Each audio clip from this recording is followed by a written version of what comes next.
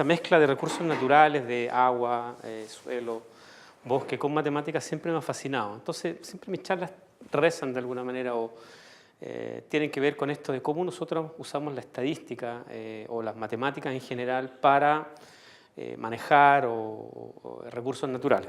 Bueno, este soy yo, tengo un pregrado en Ingeniería Forestal, que es el equivalente a Ingeniería de Montes acá en España. Tengo un magíster en Edimburgo en Manejo de Recursos Naturales y un doctorado en recursos forestales en la Universidad Estatal de Pensilvania. Actualmente soy profesor asociado de la Facultad de Agronomía y además tengo afiliación a un centro interdisciplinario que se llama Centro de Cambio Global, que en realidad es un esfuerzo de 4 facultades de la universidad para básicamente tratar temas de cambio global.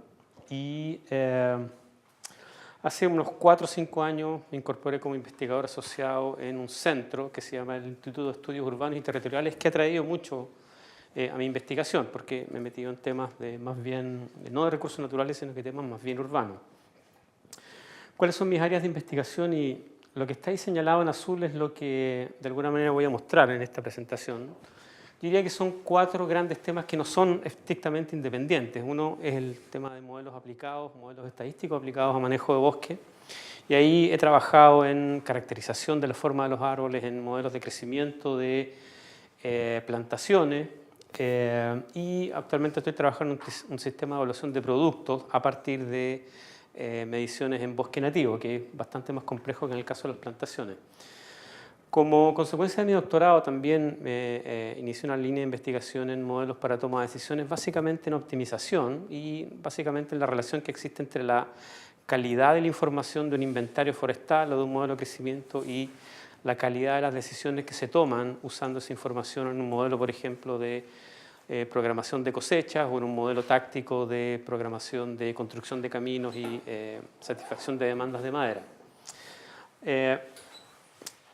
También tengo una línea que tiene que ver con el centro de cambio, que es cambio climático, clima, bosques y el hombre. Y en ese sentido nosotros hemos hecho algunos trabajos en análisis de patrones de distribución futura ante cambio climático de especies del bosque nativo chileno. Y tenemos una línea de investigación en conjunto con algunas empresas que tiene que ver con contabilidad de carbono en plantaciones, que son ecosistemas relativamente simples. Y lo último que he desarrollado, como digo, como consecuencia de esta relación que tengo ahora con el Instituto de Estudios Urbanos, son trabajos que tienen que ver con modelos socioecológicos. El primer trabajo que hicimos fue la elaboración de un sistema de indicadores de desarrollo urbano en Chile, con un encargo del Ministerio de Vivienda de Chile.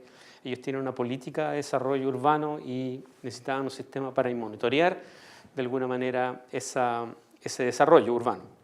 Y nos encargaron, o sea, le encargaron al instituto y ellos me dieron la tarea de desarrollar los índices. Ellos recopilaron la información, eso es más o menos la relación que tengo yo con ellos.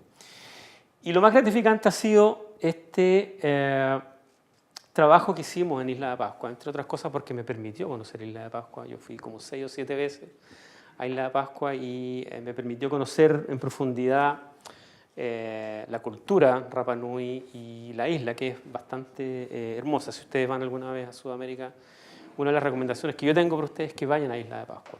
2 o 3 días, me parece que es bastante gratificante. Es un ecosistema muy particular y una isla muy particular, ¿ya? Y en ese sentido desarrollamos un modelo de capacidad de carga.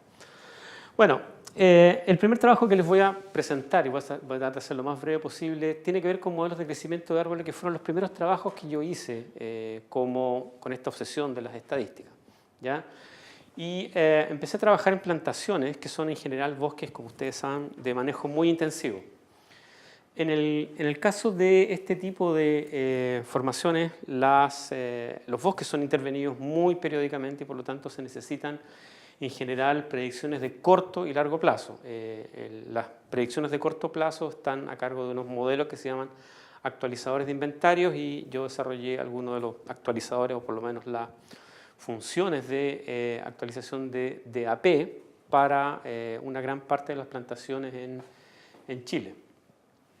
¿Para qué se necesitan estas predicciones de corto plazo? Bueno, para prescripciones de manejo. O sea, si yo tengo un inventario, por ejemplo, hace 2 o 3 años, no vale la pena hacer un inventario ahora, para prescribir un raleo o una poda o una cosecha final, sino que básicamente actualizar de alguna manera en el corto plazo un inventario que fue hecho hace 2 años. Entonces necesitamos una función que proyecte el estado del bosque en máximo 3 o 4 años, y estos son los actualizadores de inventario. Y el otro elemento que es importante es la estimación de productos, ¿no? Cuando uno actualiza un inventario también tiene que actualizar de alguna manera la localización de los distintos productos en la plantación. En el caso de pino, que es un producto que tiene mucha flexibilidad en términos del mercado, nosotros podemos tener, en Chile por lo menos existen 120 o 140 productos distintos, ¿ya? Dependiendo del mercado, de las medidas, del diámetro mínimo, de la calidad de la madera, si está podada o no está podada, y el actualizador de inventario lo que hace es básicamente participar en ese proceso de estimación de producto, ¿ya? Y de lo que vamos a hablar son modelos empíricos, que son modelos que están basados en regresión y que basan su calidad en la calidad de los datos. ¿Ya? No vamos a hablar de modelos de proceso ni modelos fisiológicos porque en realidad para los actualizadores de inventario no es necesario tener tanto detalle, ¿ya? Desde un punto de vista de este enfoque, que es el modelo de regresión empírico, el crecimiento en DAP se puede predecir a partir de 5 factores: el tamaño del árbol o la edad, el vigor, la productividad del sitio, lo que se llama la densidad o el grado de ocupación de los recursos del sitio, que en inglés es un término que se llama crowding, y lo que es más interesante es la competencia local, que es una cosa distinta de la densidad, porque la densidad es una medida de ocupación de los recursos del sitio y la competencia local es una medida de la presión de competencia que un árbol en particular sufre en una determinada formación.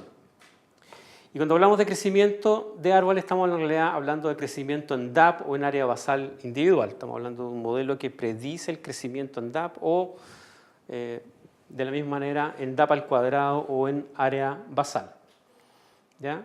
Y para este trabajo nosotros adoptamos o examinamos 2 enfoques conceptuales para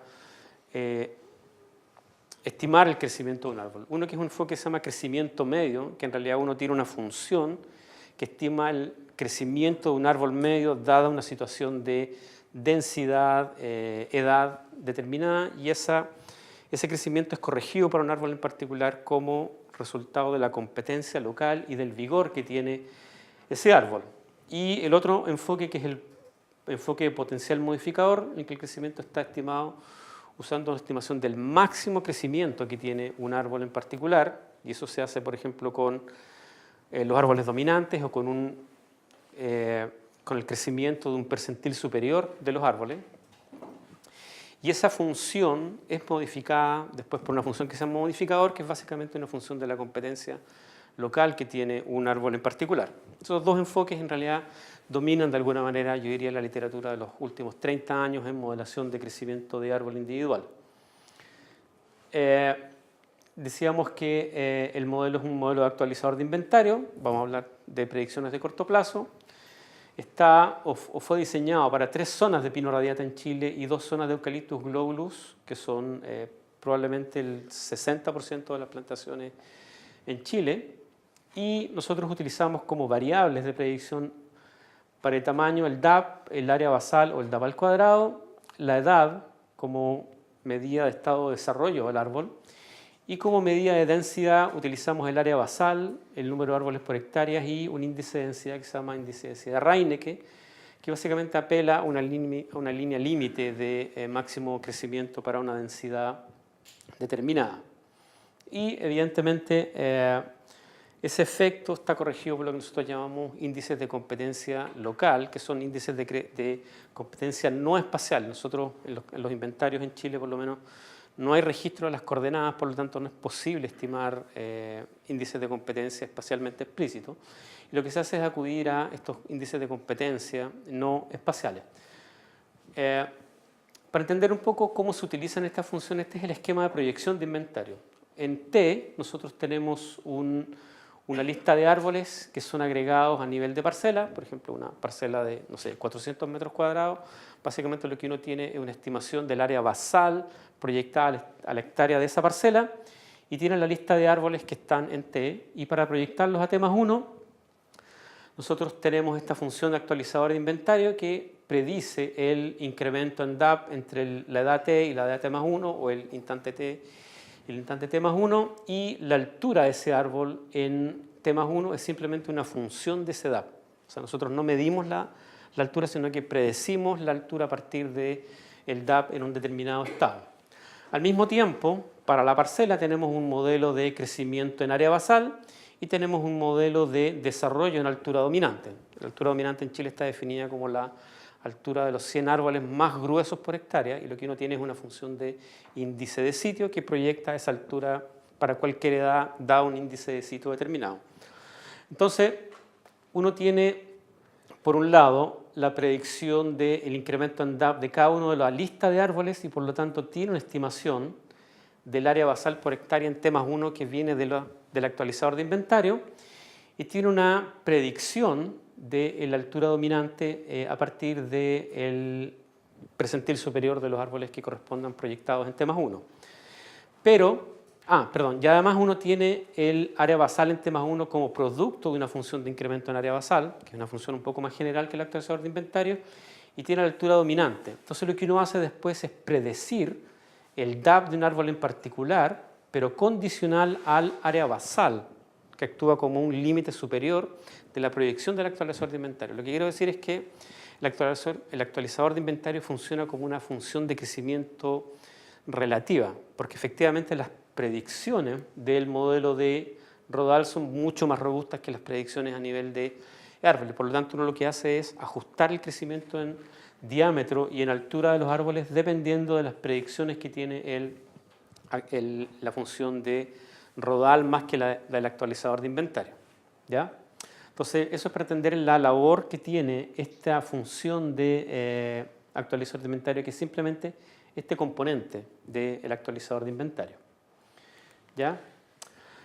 ¿Qué índices de competencia utilizamos? Bueno, el VAL, que es el área basal en los árboles más grandes que el árbol sujeto, y básicamente lo que uno tiene es que debería haber una tendencia a que los árboles con mayor área basal sobre su diámetro tengan menores crecimientos. Y esto es lo que uno ve en la base de datos, que por lo menos que utilizamos para Pinus radiata, en que este es el incremento en área basal y este es el valor del área basal mayor que el árbol sujeto, y lo que uno tiene es que los árboles que tienen muy poco área basal, o sea, son árboles muy grandes, tienen incrementos en área basal bastante mayores que aquellos árboles que tienen prácticamente mucha área basal sobre ellos y por lo tanto tienen incrementos muy pequeños. ¿Ya?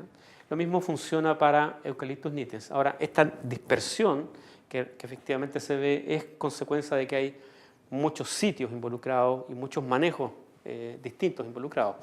Pero efectivamente hay una cierta tendencia, uno puede detectar cierta tendencia a que esta función es una función decreciente respecto del área de la competencia local. O sea, aquellos árboles con mayor competencia tienen menores incrementos en área basal y eso debería estar reflejado en la función. El otro índice de competencia que probamos, porque en realidad hay que probar bastante, son las razones de tamaño, en que básicamente el índice de competencia es una razón entre el tamaño del individuo y un tamaño de referencia, por ejemplo, el DAP del individuo y el diámetro cuadrático medio, calculado a partir de la parcela. Y acá la relación es inversa, porque efectivamente aquellos árboles que son más grandes que el árbol promedio, por ejemplo, deberían tener crecimientos más grandes porque son árboles que han asumido, por lo tanto han asumido el liderazgo de crecimiento en ese rodal. Y lo que uno observa en general es una tendencia creciente respecto de esta razón de tamaño del árbol. Ahora, nosotros utilizamos simplemente el DAP del árbol con el diámetro máximo del individuo, de la parcela, perdón, pero esta razón de tamaño se puede usar con alturas, diámetro cuadrado por h, volumen, área basal, etc. Lo que uno tiene es una demostración o una tendencia empírica, evidentemente, de a qué presión de competencia está sometido un árbol en particular. ¿Ya? El modelo es un modelo relativamente simple, es un modelo que fue extraído de la literatura, un trabajo de investigadores de la Universidad de Mississippi que utilizaron este mismo modelo para pinos tropicales es un modelo que estima el incremento anual en área basal de un árbol individual como función del área basal, de la competencia local y de la edad y el DAP de cada uno de los árboles. ¿Ya? Y acá están involucrados en realidad lo que nosotros llamábamos densidad, la competencia local y el tamaño y estado de desarrollo de cada uno de los árboles. Evidentemente, para una parcela en particular, los árboles tienen la misma edad, pero nosotros tenemos mezcladas muchas edades, por lo tanto hay una variabilidad asociada a la edad de los árboles. El modelo fue ajustado con 142.000 registros de incrementos, por lo menos para la zona 4, y como decía, hay 2 zonas de pino y 3 zonas de Eucalyptus globulus, cada uno más o menos con 150.000 registros de incremento. Evidentemente el modelo, no sé evidentemente, pero con esa cantidad de información el modelo es relativamente robusto. Ustedes pueden ver que la tendencia o los signos de los parámetros son los que deberían ser correctos. Efectivamente aquellos aquellos parámetros asociados a la competencia son parámetros negativos, indicando funciones decrecientes, si es el val, y todos son significativamente distintos de cero, pese a que en el caso de los modelos lineales uno nunca está seguro que son estrictamente distintos de cero, pero hay una cierta robustez en los errores estándar y el valor de los parámetros. Pero lo más importante es que efectivamente cuando uno grafica para un árbol en particular la relación entre el crecimiento en todos estos gráficos, acá está el incremento corriente en área basal anual para distintos rodales con distinta área basal y evidentemente para aquellos rodales más densos el incremento individual promedio es relativamente pequeño, para aquellos rodales menos densos hay más espacio de crecimiento, los incrementos son mayores. Lo mismo para el val, para aquellos árboles que tienen mayor área basal, tienen incremento sobre su diámetro, tienen incrementos menores, y para aquellos árboles que tienen poco val, o sea, para el árbol más grande esto es estrictamente cero, tienen multiplicadores que son prácticamente 1. Y bueno, este es el valor de un parámetro que se compone de otros 2 parámetros, y este es el gráfico del multiplicador DAP-edad para distintos diámetros, 5, 10, 15 y 20 centímetros, indicando que para árboles más viejos los incrementos son menores y para árboles más pequeños, 5, 10, 15 y 20 centímetros, los incrementos también son menores. Entonces hay una cierta lógica en la estructura del modelo. Como está diseñado el modelo prácticamente tiene un sesgo cero, sí tiene un error cuadrático medio relativamente grande, cerca del 20, el 25%, pero un error cuadrático medio del 25% en modelos de incremento en área basal no es nada extraño, por lo menos en plantaciones en Chile. ¿Ya? Entonces esa es una cierta estructura que se ha conservado hasta ahora. Este modelo fue ajustado hace cerca de 15 años ya y las empresas han estado simplemente renovándole la base de datos de ajuste. ¿Ya? Y es un concepto que ha empapado también un poco la biometría de las plantaciones en Chile.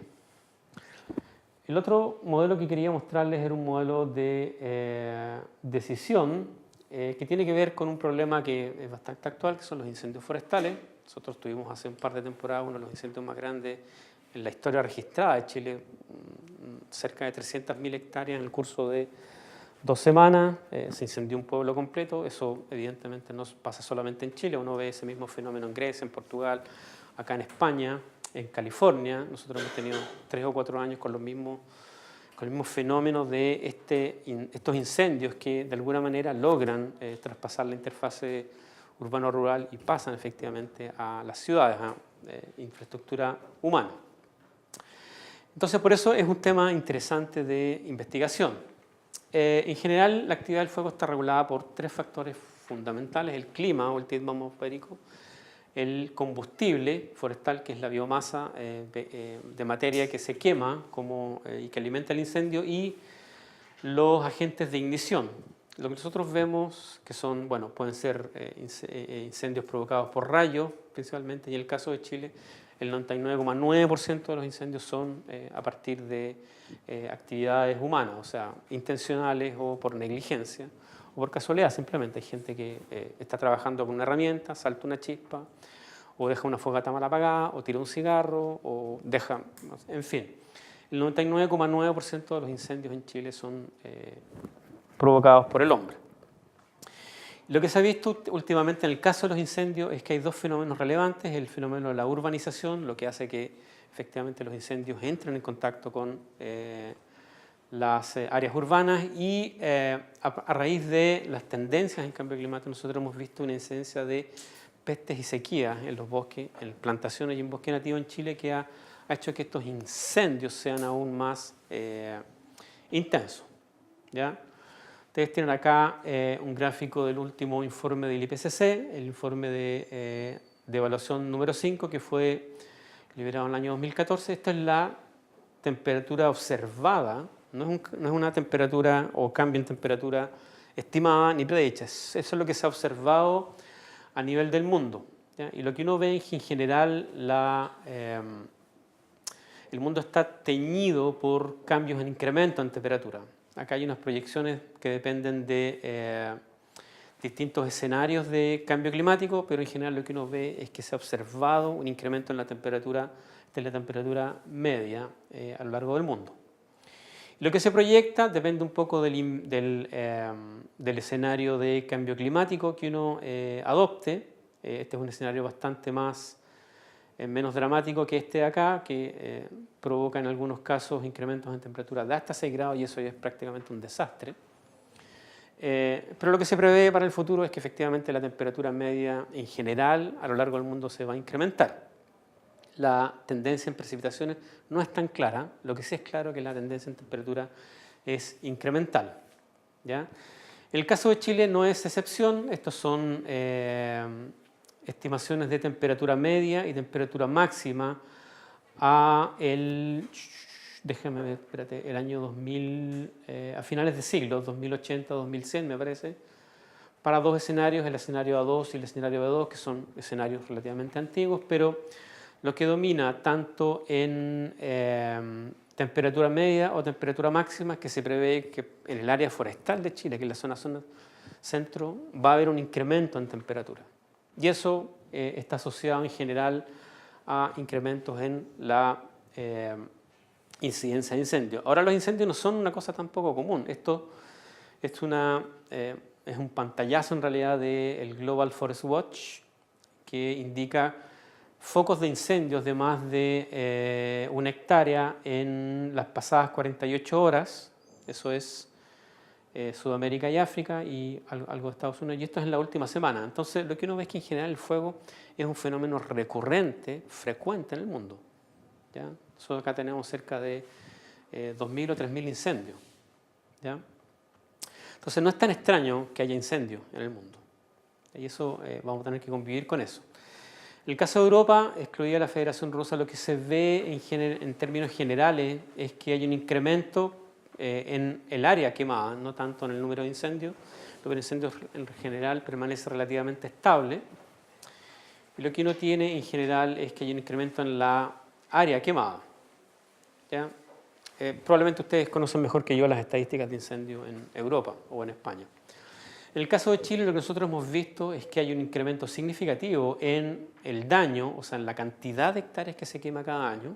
Estas son las estadísticas del año 64 hasta el 2016. Hay un incremento en la ocurrencia de número de incendios, o sea, y esto no es exclusivamente un problema de cambio climático. Hay un problema de que hay más área de bosque y que además hay más gente, ¿ya? Y hay más caminos, y por lo tanto eso provoca que en realidad haya más incendios. Lo que sí efectivamente es una cosa nueva es que nosotros hemos visto un incremento en la extensión de la temporada de incendios. Si uno compara la línea roja, que corresponde a la temporada de incendio 2015-2017, y la compara con la temporada de incendios 84-89, son promedios, lo que uno ve es que hace 30 años los incendios comenzaban, por lo menos en el hemisferio austral, en septiembre, se incrementaban hasta el pic en diciembre, enero, febrero, y prácticamente ya no había incendios en mayo, junio. Y lo que uno ve es que en julio, o sea, en las últimas 3 temporadas, los incendios comienzan muy entrado el invierno, o sea, julio-agosto, y en septiembre ya tenemos al menos 3 o 4% de incendios, y lo que se ha hecho es que se ha extendido la temporada de incendios. Uno puede probar estadísticamente esto. De hecho, yo estoy trabajando en eso con algunos colegas de Canadá y efectivamente uno ve que la temporada de incendios se ha extendido a todo el año. Hay un riesgo que es significativo incluso en los meses de invierno. Entonces, en este contexto de frecuentes olas de calor, de temperaturas incrementales previstas hacia temperaturas más altas y inviernos cada vez más secos, nosotros estamos en el 10º, por lo menos en Chile, en el 10º año seguido de sequía, o sea, técnicamente todavía estamos en sequía, lo que uno prevé es que hay un incremento en el número de incendios. Y desde este punto de vista se necesitan herramientas cuantitativas para planificar el manejo de incendios, tanto para prevenir como para suprimir incendios. Y en ese sentido se pueden pensar en modelos de riesgo de incendio, modelos de asignación de recursos de supresión o modelos de combustible, manejo de combustible, que es un modelo espacial. ¿Ya? Y lo que les voy a mostrar yo son modelos de riesgo de incendio que pueden tomar la forma de un modelo de probabilidad de ignición, la forma de un modelo que predice el número de incendios, incluso por tamaño, modelos de superficie de área quemada o modelos de índice de riesgo, que son modelos que se utilizan diariamente. ¿Ya? Entonces, el modelo que nosotros desarrollamos con un estudiante de posgrado es un modelo de probabilidad de ignición que estima la probabilidad de que un incendio ocurra, cualquiera sea su tamaño, en un voxel de incidencia. Y vamos a hablar de voxel como una coordenada XY y un día particular T. Eso es lo que se denomina un voxel. ¿Ya? Y esa probabilidad es condicional en el valor de una serie de variables predictoras X en ese voxel. ¿Qué variables predictoras? Bueno, el tipo y cantidad de combustible, la temperatura máxima, mínima, media, la precipitación del día o la precipitación acumulada desde el último día que llovió o la precipitación acumulada desde el comienzo del invierno. Hay distintas expresiones de esta precipitación acumulada y evidentemente lo que tiene que ver con cercanía a caminos, vías de acceso, infraestructura eléctrica y densidad poblacional. En el caso de Chile hay un porcentaje no menor de los incendios que están originados en infraestructura de transmisión de líneas de alta tensión. ¿Ya? Y estos modelos sirven en realidad para entender la dinámica temporal, espacial y de daño potencial de los incendios. Bueno, dónde localizar los recursos, dónde están las áreas de riesgo, dónde uno puede priorizar el manejo de combustible. Nosotros ajustamos un modelo para la zona central de Chile, que es un modelo logístico. ¿Cuáles son los datos básicos? Bueno, registros diarios de puntos de origen de incendio en la región de interés, que son desde la región de Valparaíso hasta la región del Maule, son cerca de 600 kilómetros en el perfil de Chile. Acá está Chile, es una franja, es como una lonja de tierra pegada a la costa oeste de Sudamérica. Son más o menos 6.000 kilómetros de largo y nosotros estamos en la zona central, que es una zona netamente forestal. Hay una gran cantidad de plantaciones y bosque esclerófilo muy parecido a lo que uno encuentra acá en España, bosque mediterráneo, en esta zona de Chile. Y nosotros lo que teníamos son registros de puntos de ignición en estos 20 años, desde el 1 de julio del 90 hasta el 31 de junio del 2010, descritizados en una grilla de 1 kilómetro cuadrado, o sea, una grilla de 100 hectáreas, y registros de temperatura máxima y precipitación a nivel diario desde 20 estaciones de registro de temperatura y 80 estaciones de registro de precipitación que no se ve tan claramente, pero acá los puntos negros son puntos de registro de precipitación y hay unos puntos blancos aquí que son registros de temperatura. Y se interpoló en realidad al centro de la grilla. Lo que ustedes tienen ahí en el punto rojo es la ubicación de Santiago, que es donde está mi universidad, en la capital de Santiago. Esta es la información que se tiene. La región de Valparaíso, la región del Maule, este es el número de boxes, o sea, el número de días grilla que se tenían disponibles y como ven ustedes hay una gran cantidad de ceros, o sea, la mayor parte de los boxes están sin incendio. ¿Ya? Y este es un problema que uno tiene que tratar haciendo un muestreo de voxel de cero, porque si no, uno no puede ajustar o sea, se puede, pero en realidad es demasiado demandante, son con 549 millones de voxels. Entonces lo que se hace es un muestreo de cerca del 2% de los ceros y se trabaja con todos los incendios. Y en ese periodo de 20 años hay 28.657 incendios, contra probablemente 540.000 que se eligieron como grillas vacías de ceros, para estimar justamente esta probabilidad de ignición en un determinado localización y día en particular. ¿Ya? Entonces lo que se crea es una variable binaria que para cada día t, que vale 1 si ha ocurrido un incendio en la coordenada xy en el día t, y 0 si no ha ocurrido un incendio en x y en t, y se estima la probabilidad de que haya una ignición dada una set de variables en ese voxel. ¿Ya? Y lo que se estima es la probabilidad de que haya un incendio. ¿Ya?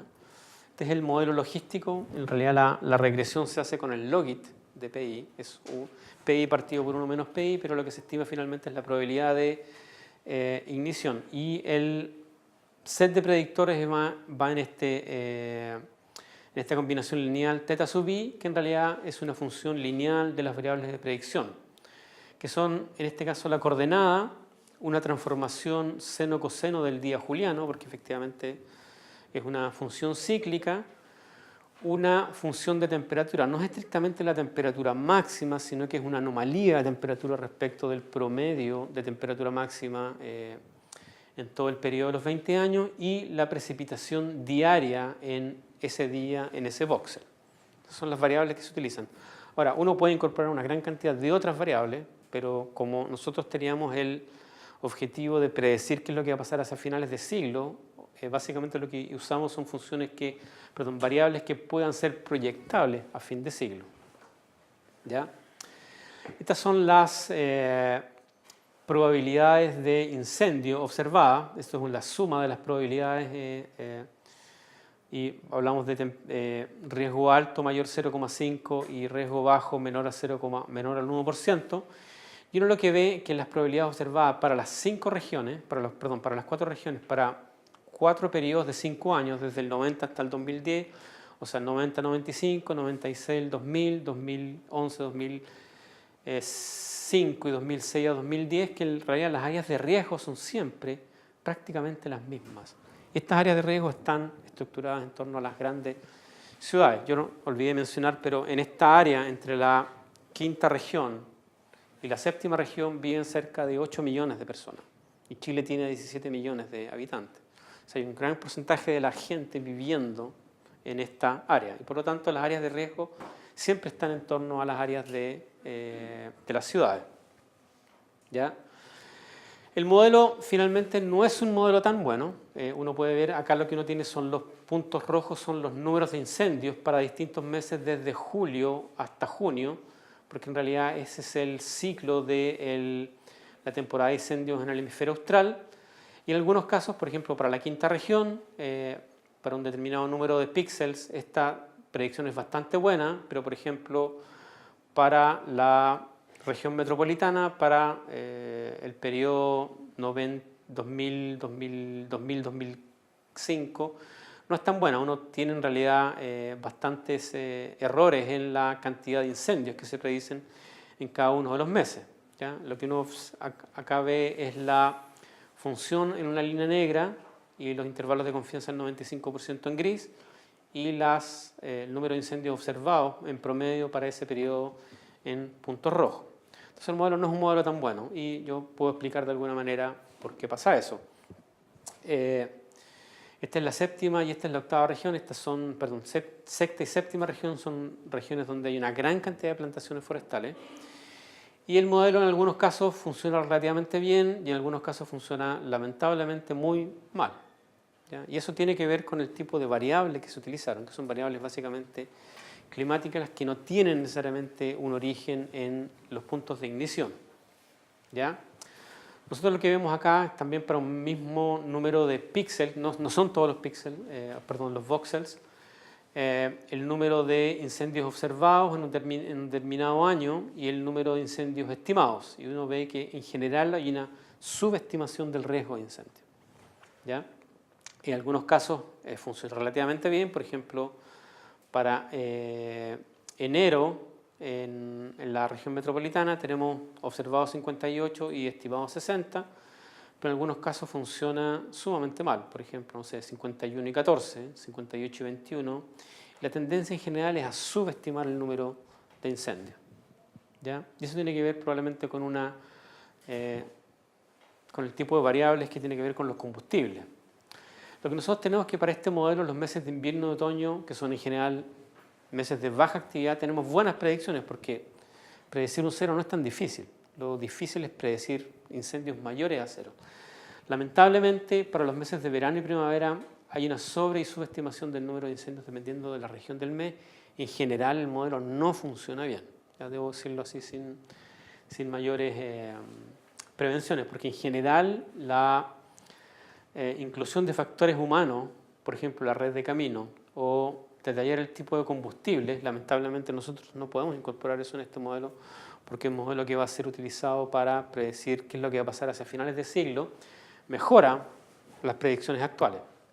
Y lo que sí se puede hacer es incorporar algunas variables topográficas que puedan dar cuenta del tipo de combustibles y la pendiente que puede dar cuenta de la intensidad de un determinado incendio. Pero como digo, el modelo quedó ahí, no se siguió utilizando, pero es un primer intento que se ha hecho por lo menos en el Centro de Cambio Global para tratar este tema de los incendios hacia finales de siglo. Es un modelo base que nosotros vamos a tratar de mejorar. Y el tercer tema que quería tratar, y voy a tratar de ser lo más breve posible porque esto tiene un contexto relativamente largo, es que hay problemas en el paraíso.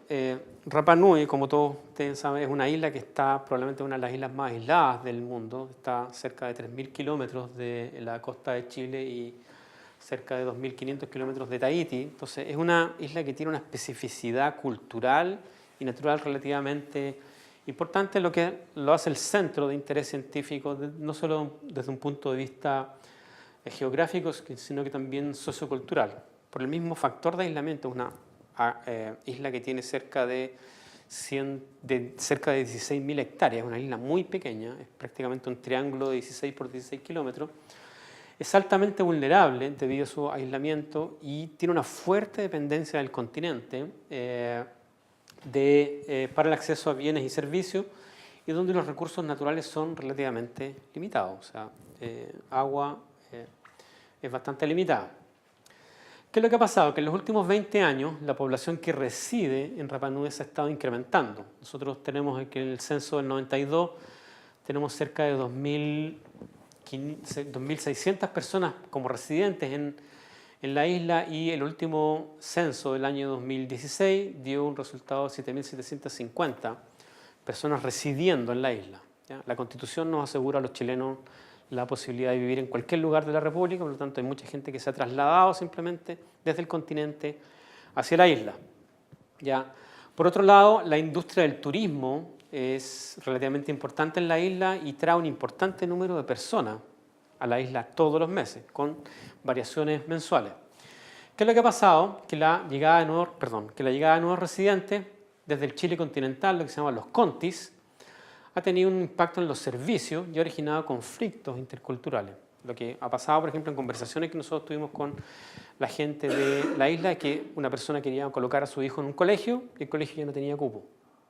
O quería atenderse en un consultorio de salud y tenía que esperar 2 o 3 horas. Y eso hace 20 años no pasaba. Eso tiene que ver con la cantidad de gente que reside en la isla, que básicamente viene desde el continente. Gente que va a Isla de Pascua, se enamora de la isla, se da cuenta que es relativamente fácil vivir y se queda viviendo ahí, ¿ya?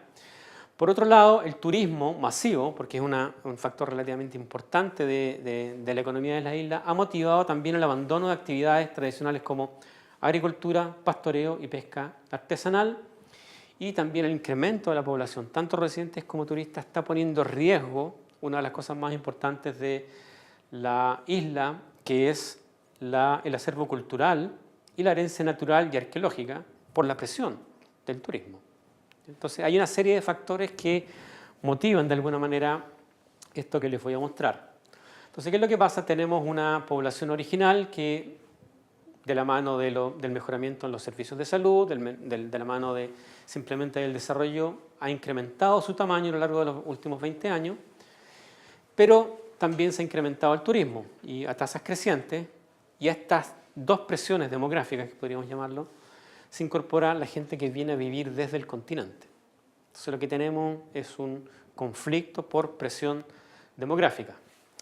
En este contexto, la comunidad Rapa Nui comenzó una serie de demostraciones públicas que escalaron rápidamente. En el año 2003 hicieron una primera demostración en que dijeron, ya, tenemos que regular la gente que viene a vivir acá desde el continente a la isla. Y estas demostraciones escalaron rápidamente, desde demostraciones públicas de manifestaciones simplemente pacíficas hasta se tomaron el Parque Nacional, se tomaron el aeropuerto, y esto, como ven ustedes, escaló rápidamente a una cosa que se tornó violenta. O sea, hubo enfrentamientos entre la policía y los Rapa Nui, y los Rapa Nui son una media de 1,80 m, son individuos muy robustos. Se transformó efectivamente en un problema de seguridad pública. Entonces, en ese contexto, y lamento que haya tenido que contar todo este cuento, el Ministerio del Interior, que es el Ministerio de Asuntos Internos, inició un proceso de negociación con la comunidad Rapa Nui, con Consejo de Ancianos, con Mao Genua, que es una organización de la comunidad Rapa Nui, para lidiar con el problema de incremento en la población. En estas negociaciones lo que se hizo fue que se le concedió al territorio de Rapa Nui el estatus de territorio especial, y sobre ese territorio especial, sobre ese estatus de territorio, se empezó a negociar la idea de legislar respecto de si uno puede efectivamente trasladarse a vivir libremente en la isla. Eso exigió un cambio en la Constitución, por lo tanto se demoró bastante tiempo, ¿ya? Entonces, para hacer este cambio, y acá viene por lo menos lo que nosotros hicimos, el Congreso, o sea, la Cámara Legislativa, pidió un estudio para conocer la capacidad de carga demográfica de la isla y para hacer efectiva y aplicar esta legislación sobre la base de bases un poquito más lógicas que simplemente la percepción de que la población estaba creciendo a un ritmo que hacía no soportable la vida en la isla. Este estudio debía proveer, entre otras cosas, un modelo para predecir cuándo era necesario poner restricciones para que las personas viajen a la isla. Y esto es lo que nosotros llamamos el modelo de capacidad de carga demográfica, que fue un trabajo que se le encargó al Instituto de Estudios Urbanos y que me contactó a mí justamente para construir el modelo. La recopilación de información estuvo a cargo de un equipo de profesionales, pero yo estuve encargado junto con una colega ingeniero de construir el modelo. Este modelo era un modelo que debía calcular y evaluar la capacidad de carga demográfica de la isla, o sea, cuánta gente podía residir en un mes determinado en la isla, considerando las características medioambientales del territorio, las dimensiones culturales y geográficas, los usos actuales y potenciales del territorio, la disposición de residuos y otras variables relevantes que vamos a ver que son bastante poco modelables, ¿ya? Entonces, el modelo debe estimar los niveles de población flotante o turistas equivalentes y permanentes que puede sustentar Rapa Nui en un cierto periodo de tiempo, y el Congreso pidió que se establecieran rangos como no saturado, latencia y saturado, como una indicación de semáforo verde, amarillo y rojo para recursos o sistemas que están muy demandados. Entonces nosotros empezamos este trabajo simplemente, como el modelo es un modelo de capacidad de carga demográfica, nosotros establecimos que la población o la dinámica de la población es el driver del modelo de carga demográfica, y hay sistemas, nosotros conceptualizamos 3 sistemas fundamentales que soportan esta población, que son los residentes más los turistas: los sistemas naturales, el sistema económico y los sistemas socioculturales, porque la cultura es un tema muy importante en la isla porque es una cultura bien particular. Y cuando hablamos de sistemas de población, tenemos que modelar en forma diferencial los residentes y los turistas. Cuando hablamos de sistemas naturales, cuál es la dinámica del agua, del suelo y la tierra y de la biodiversidad. En el sistema económico, las actividades productivas, los bienes y servicios y la infraestructura. Y los sistemas socioculturales se relevaron las dimensiones de identidad y coexistencia entre continentales y Rapa Nui. Nosotros hicimos una línea base, se estableció un estudio relativamente largo de cómo se modelaba un sistema de este tipo. Se relevaron con talleres y con consultas a la isla cuáles son los atributos que deberían ser modelados dinámicamente 43 atributos de un total de 120 finalmente, que para la isla o para la comunidad era importante que se vieran reflejados en este modelo de capacidad de carga. Y el resultado, y voy a tratar de resumirlo, que después de 2 años de encuestas, talleres, seminarios, charlas, capacitaciones, con representantes de la comunidad Rapa Nui, agentes locales del gobierno central, porque el gobierno central tiene agencia del gobierno en la isla, y la comunidad en general, los subsistemas que deben ser implementados son agua, disposición de residuos, agricultura, ganadería, energía, educación, pesquería, turismo y desarrollo. Y esto está en azul porque efectivamente se logró construir un modelo para estos sistemas y quedan pendientes lo que tiene que ver con transporte y vehículos, consumo de combustible, servicios de salud, cambio sobre el suelo y estas cosas que tienen que ver básicamente con sistemas socioculturales, uso y competencia en el lenguaje Rapa Nui, porque una de las consecuencias de la continentalización de la isla es que la lengua se está perdiendo, y es una cosa que no solamente relevamos nosotros, sino que lo ha relevado un montón de investigadores, sitios arqueológicos y la coexistencia en términos de los conflictos Rapa Nui-Conti. ¿Ya? ¿Cuál es alguna información respecto a este modelo? Está implementado en el software Stellar Architect, que es un software que básicamente funciona sobre la base del paradigma de sistemas dinámicos. El principal motor de cambio son las presiones demográficas, o sea, los cambios en la dinámica media de la población son los que motivan de alguna manera, son las presiones que provocan los cambios en los subsistemas que están modelados. Es un modelo de predicción que tiene una resolución temporal mensual, básicamente porque nosotros necesitamos modelar el cambio que provoca en la población el flujo del turismo, que es muy variable año a año, ¿ya? O sea, en vacaciones de invierno y en vacaciones de verano crece mucho la cantidad de turistas que acceden. Y este modelo fue un modelo construido por un equipo de 10 investigadores, estudios urbanos, ingeniería forestal, ahí estoy yo, pero había sociólogos, antropólogos, geógrafos, arquitectos y recursos naturales, que básicamente lo que hicieron fue armar los talleres donde nosotros recopilamos la información para construir el modelo. Evidentemente también participaron en la construcción del modelo porque relevaron variables que son importantes, que yo como forestal muchas veces ignoro, ¿ya? ¿Cuáles son los principales problemas de implementación de este modelo? Es que hay falta de información en general en la isla. Un solo dato, ellos no pagan impuestos, por lo tanto no hay registro, por ejemplo, del ingreso en un hotel o en un comercio. Nosotros no tenemos, o sea, el servicio de impuestos internos, que es el servicio de impuestos del Gobierno Central de Chile, no tiene registro de cuánto paga o cuánto gana una persona en particular en la isla. Y eso se transmite a muchos subsistemas. Nosotros, en general, lo que falta es información estadística confiable, sistemática de cómo evolucionan estos sistemas, cómo evoluciona el consumo del agua, cómo evoluciona la contaminación del agua, la disposición de residuos, etcétera, etcétera. Y ese probablemente fue el principal problema que nosotros tuvimos para construir este modelo, ¿ya? Y otro problema que no es menor es que no todo puede ser modelado con números en estos subsistemas. Cuando nosotros hablamos de convivencia, cuando hablamos del estado de los sitios arqueológicos, cuando hablamos del uso y la proficiencia de la lengua Rapa Nui, no es tan fácil modelar eso, ¿ya? Entonces la solución fue mediante la construcción de índices, más que de un sistema dinámico. Así es como se ve el modelo. En realidad esta es una parte, la población está conectada a todos los sistemas, o todos los subsistemas que son modelados, que dependen única y enteramente de la dinámica de la población. O sea, el modelo de población está conectado a todos los subsistemas, no todos los subsistemas están conectados entre ellos. Evidentemente, por ejemplo, el subsistema de agricultura está conectado de alguna manera con el uso del suelo y con la ganadería. El módulo de pesca no está conectado efectivamente con el módulo de residuos y una serie de modelos que yo diría que funcionan bastante bien porque hay información relativamente confiable y son modelos que tienen una expresión física como residuos, agua, ganadería y agricultura y turismo, pero modelos como arqueología, como uso de la lengua, son modelos que no funcionan en este momento porque no hay información para construirlos, simplemente están planteados en términos teóricos y lo que hay que hacer es justamente recopilar la información para hacerlo funcionar. Así se ve en detalle el modelo de población. Hay un modelo para la población residente y un modelo para los turistas que da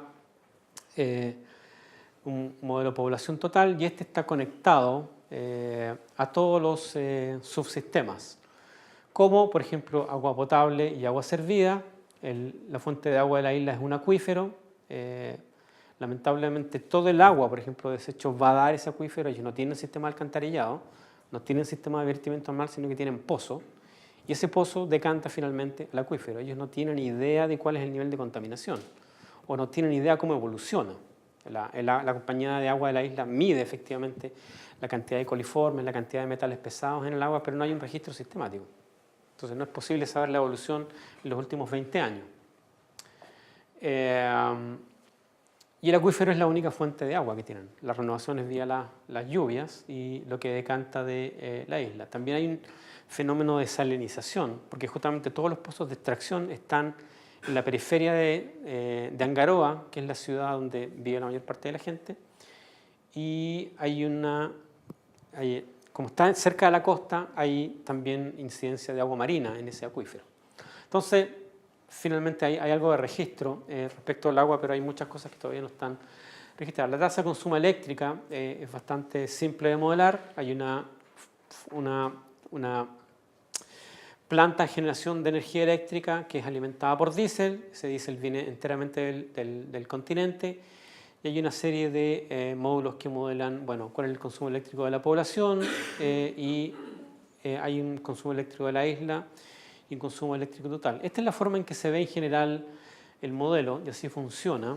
Estos son los residuos sólidos. Hay un vertedero, hay una planta de reciclaje y hay un ecoparque que va a entrar en funcionamiento el próximo año, o sea, en realidad, perdón, este año, que todavía no está incorporado en el modelo, pero está por lo menos pensado. Y esta es la forma que toman módulos como patrimonio arqueológico. Finalmente lo que tiene es la expresión de 3 índices que tienen que ver con el manejo del Parque Nacional, la gestión del Parque Nacional, la emergencia de daños en el Parque Nacional y el cambio de estado de un sitio arqueológico. Hay 148 sitios arqueológicos, pero en realidad uno puede pensar que la isla entera es un sitio arqueológico. Y en vez de modelar, lo que nosotros hicimos fue plantear junto con ellos y con un equipo de arqueólogos, bueno, cómo se puede medir el estado a través de un índice, y ese índice lo vamos a ir monitoreando a lo largo del tiempo. ¿Ya? Ahora, toda la información que ustedes vieron de todo esto, son 21 variables finalmente modeladas y cerca de 6 o 7 módulos, se resumen en lo que se llaman los ICAs, que son la capacidad de carga para variables específicas que siempre se expresan en número de personas. Entonces hay un índice de capacidad de carga para salud, para vivienda, para ocupación urbana, para ganadería, para pesca. Hay muchos de estos que son estáticos porque no hay un modelo dinámico, pero sí hay algunos que son sí dinámicos, por ejemplo, el de agricultura, el de residuos sólidos en orito, el de vivienda, el de agua potable y consumo de energía eléctrica. Y todos estos a su vez van a dar a un índice que se llama índice de capacidad de carga de la isla, que es básicamente una suma ponderada de los ICAs, que hace referencia a variables específicas. Entonces, esto es lo que nos da el modelo, nos da una evolución, por ejemplo, en el caso del turismo, que a enero del 2024 vamos a llegar a un nivel de saturación, ¿ya? Porque la isla a esa fecha no soporta más turistas, básicamente por la capacidad de absorber agua y residuos, y en enero del 2023, me parece, vamos a entrar en latencia. ¿Ya? La energía eléctrica, por ejemplo, este es enero del 2017, ya estaba en saturación cuando empezamos la construcción del modelo y se están planificando obras para ampliar esa saturación, esa capacidad de generación. Pero esto es lo que entrega el modelo, la evolución del consumo de energía eléctrica como una función de la evolución del crecimiento de la población. ¿Ya? Chuta. ¿Cuál es la situación actual? La ley de residencia ya se promulgó y está siendo efectivamente aplicada en este momento. El modelo de capacidad de carga que ustedes acaban de ver es manejado actualmente por la comunidad Rapa Nui sobre la base de Mao Genua, que es una organización comunal, y el Consejo de Ancianos de Rapa Nui y la Alcaldía. Y está siendo utilizado para lo que se llama el Plan de Manejo de Capacidad de Carga, que es un plan que se proyecta cada 5 años justamente para manejar estos sistemas que están siendo saturados. como parte del plan de manejo de capacidad de carga se está recolectando o midiendo la información para los subsistemas no operativos. En la actualidad, la saturación está en la electricidad, en las pesquerías y en el agua potable. No se sabe nada de la contaminación en este momento del nivel de saturación del agua que ellos están extrayendo desde los pozos en Angaroa. Bueno, y con esto termino. Todos estos modelos simplemente quiero decir que están siendo utilizados para tomar algún tipo de decisiones a distintos niveles, desde un administrador forestal que maneja un modelo de crecimiento forestal hasta Mao Genúa, que de alguna manera da recomendaciones a la alcaldía o a la gobernación de Rapa Nui para limitar el acceso básicamente de turistas a la isla para distintas decisiones de manejo forestal o de viaje a Rapa Nui. La forma que está tomando en este momento la ley es que se está revisando, por ejemplo, el estatus de cada una de las personas que viven en la isla. Y lamentablemente, si esa persona no está emparentada o no tiene una buena razón para vivir en la isla, lo van a deportar al continente. Y con eso van a aliviar de alguna manera la carga demográfica en Rapa Nui. Es bien lamentable, pero efectivamente va a ser así. No se está haciendo en este momento, pero se están revisando los antecedentes de la gente que está viviendo en Rapa Nui. Bueno, estos son los temas actuales de investigación que yo los puedo dejar después. Tiene que ver con incendios en Chile y biometría de bosques naturales. Solamente quiero terminar agradeciendo, para no saturarlos a ustedes, para que no entremos en latencia, a Suforran, que hace posible mi estadía durante un mes acá en la Universidad Politécnica de Madrid, a la Escuela Técnica Superior de Montes, que extendió la invitación, al doctor Luis Díaz Valteiro, que me invitó, aceptó la invitación, mandó la carta y ha dispuesto para todo para que yo esté acá. Y evidentemente a mi universidad, que me dio permiso para estar 2 meses fuera de la universidad. ¿Ya? Muchas gracias por escucharme.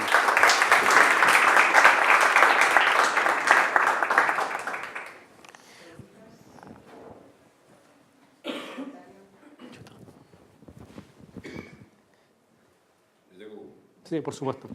Me llama la atención, yo vengo de un departamento de matemáticas y me llama la atención de que entre los que estaban estudiando el problema no había nadie de matemáticas. Eso me parece bien, eso significa que todos los que están ahí han estudiado bien las matemáticas y son capaces de hacer la matemática. Pero no es lo habitual últimamente, porque la gran parte de los modelos que se hacen sobre demografía, sociología, medio ambiente, cambio climático, están bastante impregnados de personas que vienen de las ciencias. La preguntaba por esa dirección, ¿qué ocurre con nuestros colegas que trabajan en matemáticas? Mira, este enfoque. Es difícil decirlo. El equipo se ensambló pensando básicamente en un modelo muy práctico. Yo entiendo perfectamente, nosotros por ejemplo tomamos un modelo que se hizo para Lanzarote y efectivamente había una participación de un equipo de ingenieros matemáticos ahí. Nosotros lo que hicimos fue contratar incorporar al equipo una ingeniera que había trabajado efectivamente en este tipo de modelos. No un matemático, porque en realidad a lo mejor era demasiado complejo. Espérate. Déjame dar de explicar qué es lo que quiero decir con eso. Era el nivel de complejidad que exigía este modelo no alcanzaba, por lo tanto, al expertise de un matemático, sino que era suficiente el expertise de un ingeniero. Yo reconozco que efectivamente deberíamos haber incorporado un matemático. Había muchas personas que podrían haberse incorporado. Pero este proyecto es un proyecto que se llevó a cabo en términos en el curso de 2 años y medio, y la presión para obtener resultados fue muchísima. Y no una presión de investigación, sino que una presión que estaba motivada por una legislación que tenía que hacer inmediatamente. Entonces hay un montón de factores que no se ven acá, que tienen que ver con la política de Estado, con la política de contratación de servicios del Ministerio del Interior, que hizo que nosotros tratáramos de ensamblar el equipo lo más rápidamente posible y tratar de sacar un modelo que fuera por lo menos la base para empezar a aplicar esta legislación. Yo más que nadie quería un matemático en el equipo. Teníamos un ingeniero matemático, finalmente lo tuvimos que sacar porque no había compatibilidad con el resto del equipo, pero efectivamente yo reconozco la necesidad de incorporar un grado de sofisticación matemática un poco más mayor a este tipo de modelos. Yo reconozco enteramente eso. Ahora, es un modelo muy simple, se ve muy complicado, pero es un modelo que está tirado básicamente por la dinámica de la población. en la medida que nosotros logremos recopilar más información, vamos a poder probablemente establecer relaciones de interrelación entre los subsistemas un poco más reales y que reflejen de alguna manera mejor la dinámica de evolución de los sistemas de la isla. Pero en este estado de las cosas es un poco difícil a esta altura. Yo agradecería enormemente si tú me dieras ejemplos. A mí me resulta sorprendente, porque son modelos muy complejos en los que en la actualidad la gente que trabaja en computación y trabaja en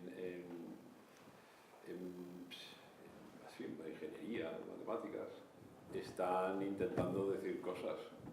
Por ejemplo, todos los modelos de predicción basados en aprendizaje automático, donde tú vas alimentando de datos al modelo y te va generando nuevas predicciones, se están utilizando de manera habitual. Entonces, no necesariamente tienen que ser matemáticos en un grupo así, porque precisamente para eso damos clase en escuelas de ingeniería, para que los ingenieros aprendan y lo puedan hacer ellos. No es esa la cuestión, sino llama la atención porque suelen ser muy curiosos y suelen meterse donde pueden. Y más en este tipo de proyectos que tienen objetivos claros, como puede ser la estimación de la población óptima o adecuada que puede sujetar un ecosistema. Sí. Eso ocurre en las ciudades, en todos los barrios de las ciudades, y está ocurriendo en las grandes urbes, porque realmente lo que está sufriendo las grandes ciudades es especialmente una presión importante. Ahí tienes los problemas de México, donde tiene un problema mucho más extremo que se puede, ya creado, ya existe, más que el estado en el que está ahora la isla de Pascua. Mira, yo tengo la impresión de que esta es una versión 1.0 de este modelo. Probablemente en el ciclo de medición o del plan de manejo de capacidad de carga, que tiene 5 años, se va a tratar de sistematizar una gran cantidad de información que va a permitir probablemente hacer un poco más sofisticado el modelo. Probablemente en ese escenario, que no sé si yo voy a participar, porque como te digo es un contrato a través del Ministerio del Interior, probablemente se va a ensamblar un equipo que va a ser un poquito más coherente o más complejo que este que se armó inicialmente. Yo reconozco efectivamente es un modelo en este momento que es simplemente predictivo, no es un modelo que tenga muchas relaciones de retroalimentación. Claro. Es un modelo bastante lineal, diría yo. Allí tenéis en Santiago hay un grupo en el Instituto de Matemáticas que trabaja con criminalidad, que utiliza este tipo de modelos para predecir evolución de delitos en la ciudad. Es decir, que fíjate hasta qué punto están allí preparados e interesados en este tipo de cuestiones sociológicas. Y a nivel natural, su relación con el medio ambiente, por supuesto. Sí, este es un estudio de caso bastante único, porque está tan aislado que efectivamente es un sistema bien cerrado. Sí, así que... Sí, pero en la ciudad también, en muchas cuestiones. Ah. Gracias. Dime, Luis. Bueno, gracias, pues muchas gracias por la presentación. Y bueno, yo quiero empezar comentando que, sobre todo para los alumnos que están aquí, que tú eres un paradigma, digamos, de la multifuncionalidad del forestal. Porque has empezado ahí con las mediciones, que si el pino, el eucalipto y tal, te has pasado al incendio y has acabado con temas demográficos en una isla, lo cual eso demuestra que, en fin, que los forestales, oye, tenemos ahí unas condiciones... Pero son las matemáticas, finalmente. Sí. Lo que une son claro. El problema de Juan Carlos es que se perdió tu inicio cuando, digamos, hiciste una loa a las matemáticas, pero en fin... yo precisamente al revés. No, pero bueno, ahora yo te quería hacer una pregunta sobre la parte de incendios, ¿no? Entonces, yo no soy experto en esto, pero simplemente me quedé impresionado por la cantidad de datos que estáis manejando, ¿no? Ya son problemas ya prácticamente de línea de datos, son problemas de medio millón de datos, eso ya es otra cosa, ¿no? Entonces, si he entendido el problema de predicción para el futuro, en 80 años, si se van a incrementar el riesgo de incendios y esas cosas, tú has insistido bastante en que los factores, digamos, humanos son importantes y no se puede predecir el tema de las urbanizaciones, los caminos y todo eso, ¿no? Entonces, Entonces yo creo que, por ejemplo, eso en España también se está olvidando muchas veces a la hora de dar noticias, a la hora de valorar las temporadas de incendios. Y eso es debido, yo creo, porque hay un cierto desprecio desde los urbanitas hacia lo rural, a la gente que está en el medio rural. Entonces, por ejemplo, por darte una idea, aquí en España, si hay un incendio en algún sitio, si una casa que está en riesgo, tiene prioridad a la casa frente a otras cosas, lo cual es razonable. Pero lo que no es razonable es que a veces la casa es ilegal. Entonces tú estás, digamos, el trade-off que se hace es voy a salvar una casa ilegal antes que igual 200 o 500 hectáreas que no tienen por qué ser culpa de eso. Entonces, yo te quiero preguntar si en Chile habéis notado ya problemas relacionados con el tema urbano en el medio forestal o la interfaz. Primero, si hay urbanizaciones ilegales. Segundo, si ha llegado a momentos en los cuales las plantaciones se están abandonando porque ya no son rentables y eso también son como germen de nuevos incendios por el abandono, porque hay más combustible, porque no hay... Entonces, todo eso está relacionado también con la presión humana, de alguna forma. Entonces, te quería comentar si podías hablar un poco más al respecto.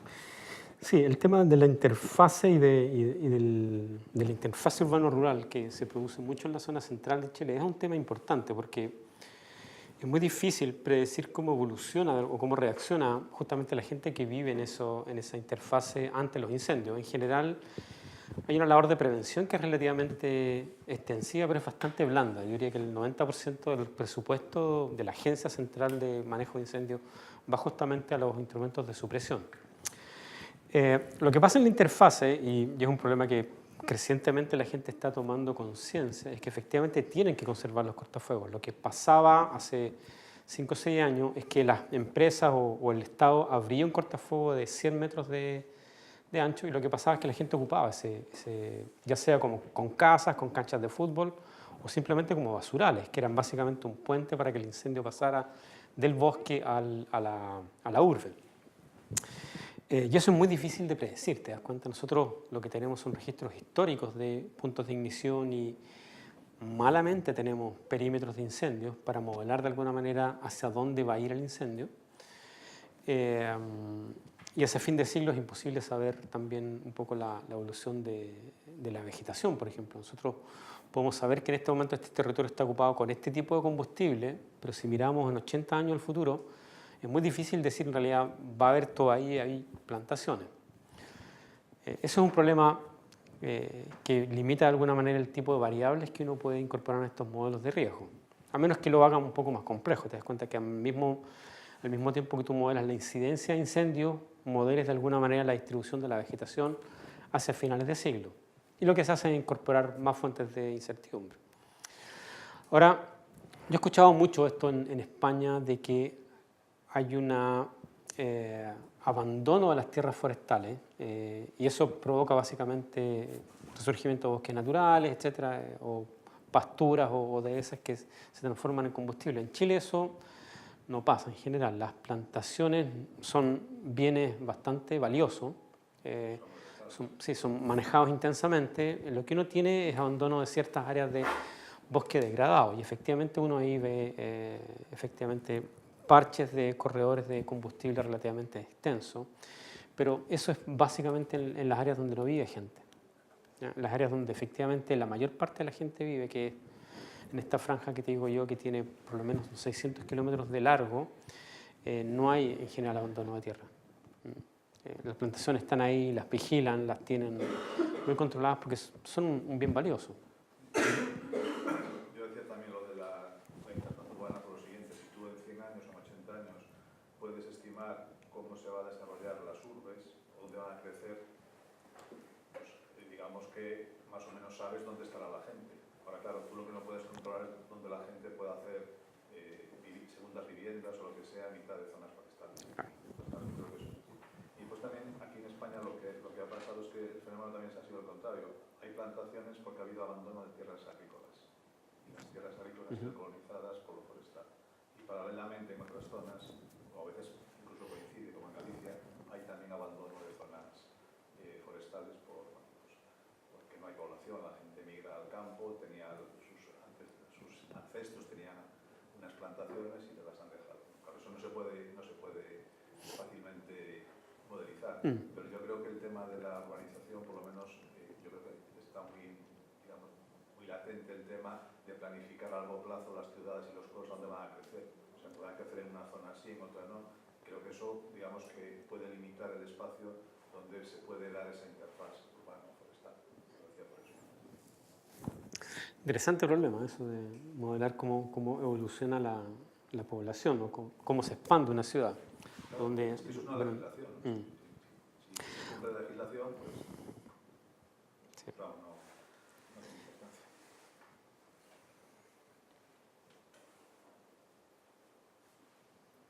¿Alguna pregunta más?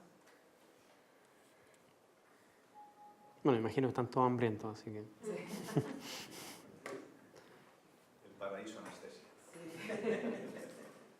Bueno, yo, más que una pregunta, un comentario, otra vez creo que hay que agradecerte, vamos, te tengo que agradecer tu colaboración y la charla, y sobre todo, como decía Luis, me he quedado bastante admirada de la versatilidad, ¿no? Que también anima mucho a trabajar en estos temas y ver que no solamente la modernización se aplica a un problema muy clásico que es pues eso, la modernización del crecimiento, además con esa agricultura intensiva o bueno, abundancia de datos muchas veces y cierta facilidad de conocer el sistema, ¿no? Pero que ha sido como decía Luis a temas de medio ambiente, casi podemos decir de los incendios y luego lo de el tema tan bonito de la capacidad de carga de la isla de Pascua.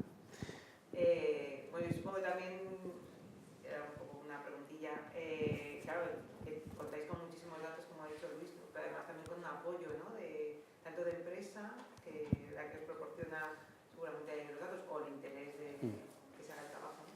Supongo que empresa en el primer caso, hasta el gobierno en el último, ¿no? Eso será muy importante para estos trabajos. Sí, en el caso del modelo de Isla Pascua nosotros tuvimos el soporte casi incondicional del Ministerio del Interior y efectivamente el Ministerio del Interior tiene un peso político importante cuando uno pide datos.